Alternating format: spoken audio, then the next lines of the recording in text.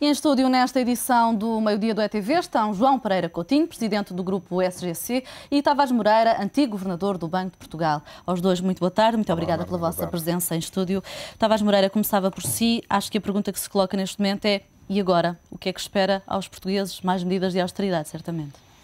Sim, a vossa peça, que há pouco passou, dava a noção de que isto ia resolver tudo, que íamos encontrar dinheiro para tudo outra vez. Portanto, eu acho que é uma ideia enganadora. Portanto, é preciso perceber que o dinheiro que aí vem, e não deixa de ser um montante significativo para resolver esta asfixia financeira em que o país caiu, tem contrapartidas. E essas contrapartidas são medidas de austeridade duras, não é? E medidas de ajustamento. E que medidas podem ser essas? Corte dos salários, corte de subsídios de Natal já na função pública? Provavelmente, mas repare, provavelmente desse tipo e de outros tipos.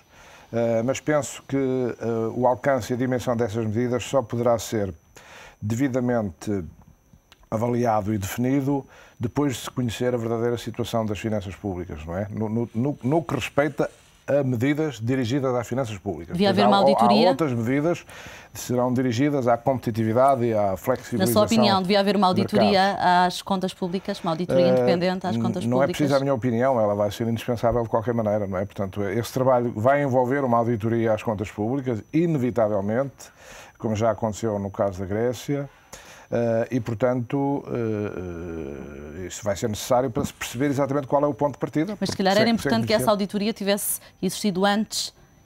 Era difícil. Já aqui falamos sobre isso há umas semanas e era difícil porque essa auditoria tem que ser feita por alguém independente e, obviamente, que o governo, cujas contas estão em causa, não é entidade, digamos, adequada para promover esse trabalho. Não vai pôr em causa a informação que ele próprio tem divulgado.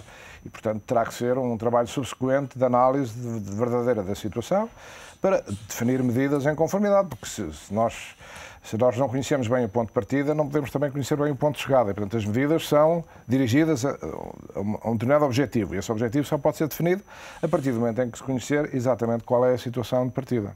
João Pereira Coutinho, acha, como ouvimos há instantes os portugueses falar, que eles não têm noção deste ponto de chegada de que falava o Tavares Moreira? Eu acho que, infelizmente, não se tem esclarecido a população da realidade, da verdadeira situação do país. Esse é um problema fundamental e básico, e enquanto isso não for feito... Mas esse esclarecimento teria de vir do Governo?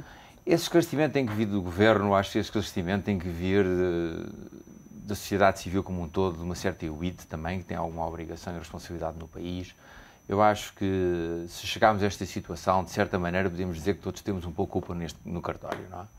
Uns mais, uns menos, mas todos temos, tirando, eu diria, os reformados e os pequeninos deste país. Eu acho que há transversalmente uma situação, eu diria, de culpa por termos chegado onde chegámos. Foi muito cómodo viver como se viveu, mas claramente estávamos em consciência, eu penso que as pessoas sabiam, a viver acima daquilo que podem. Mas acha que os portugueses tinham noção que estavam a viver acima das possibilidades? Acho que claramente, e as pessoas são boas. As pessoas são boas. As igrejas cada vez, eu sou católico, nota-se que cada vez tem mais pessoas. Nas igrejas há também uma sensação de ir pedir, mas também há uma sensação que nós participámos todos num processo acima, que andámos a viver acima daquilo que se podia. O que eu acho que é importante e que foi dado um grande passo ontem, e graças a Deus foi dado, felizmente foi dado, tardiamente, mas foi dado, é que foi o primeiro passo sério para se dizer: temos um paciente doente e está aqui e precisamos de ajuda para o tratar à séria.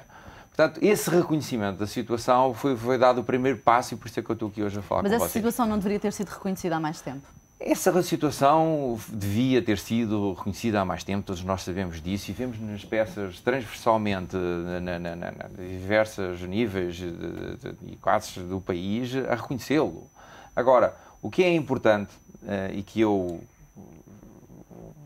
peço que isso aconteça muito realmente à elite política deste país e aos políticos deste país, que ponham a agenda nacional e ponham o país à frente das suas agendas próprias.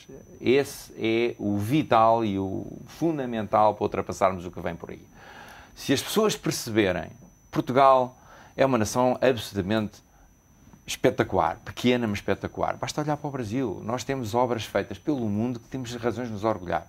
nós somos pequenos, mas ainda temos uma reserva de força anímica muito grande. Fala de uma necessidade de unidade nacional. Falo de uma necessidade de unidade nacional e as pessoas sabem disso. O que é importante neste momento é, em primeiro lugar, fazer um diagnóstico sério do paciente. Depois, dizer, enfim, à família do paciente o que é preciso, qual é a doença.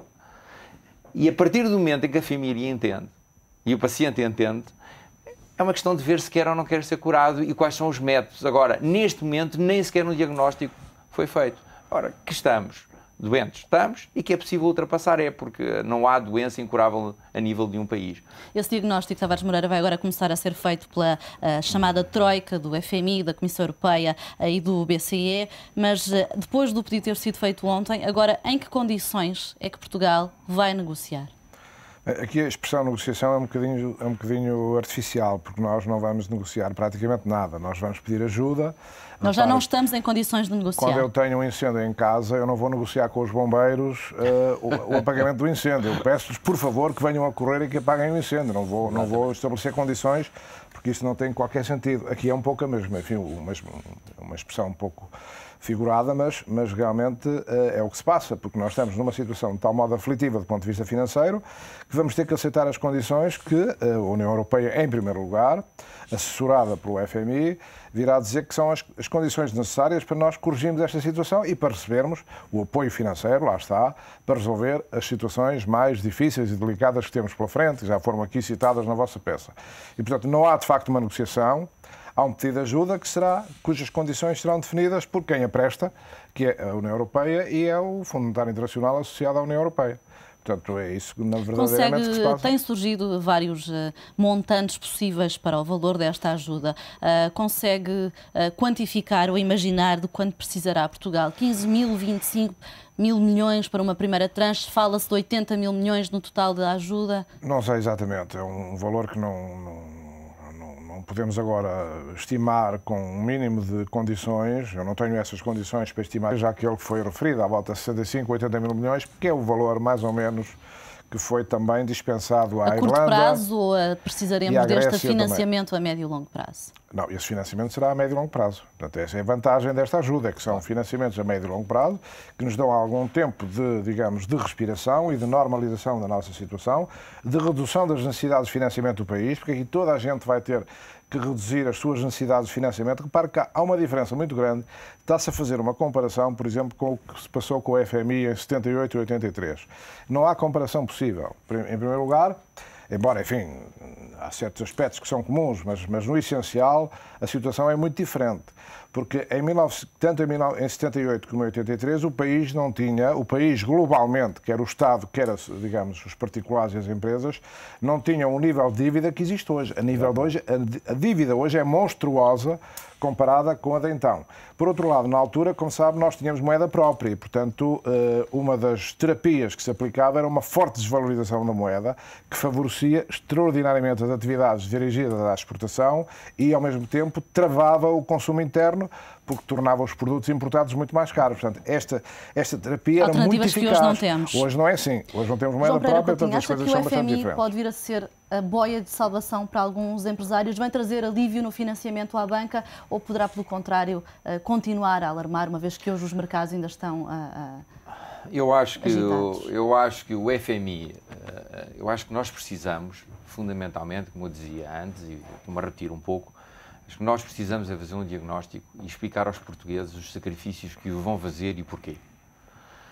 Se nós não explicarmos, não há receita, seja do FMI ou de quem quer que seja, que vá resultar de uma forma pacífica. Quanto menos convulsão social existir, melhor. Mas pode-se pedir mais sacrifícios a todos os portugueses? Eu acho que infelizmente todos nós temos de nos sacrificar mais. Vamos ter que eventualmente pagar mais impostos, e sejam eles diretos ou indiretos.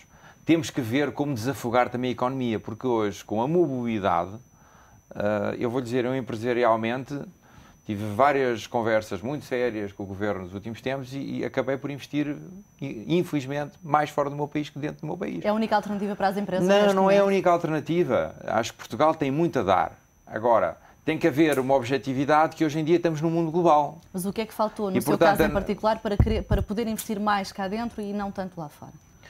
Olha, um conjunto de medidas que, infelizmente, via haver um nível de ajudas a qualquer empresa internacional que se quisesse implantar em Portugal, mais do que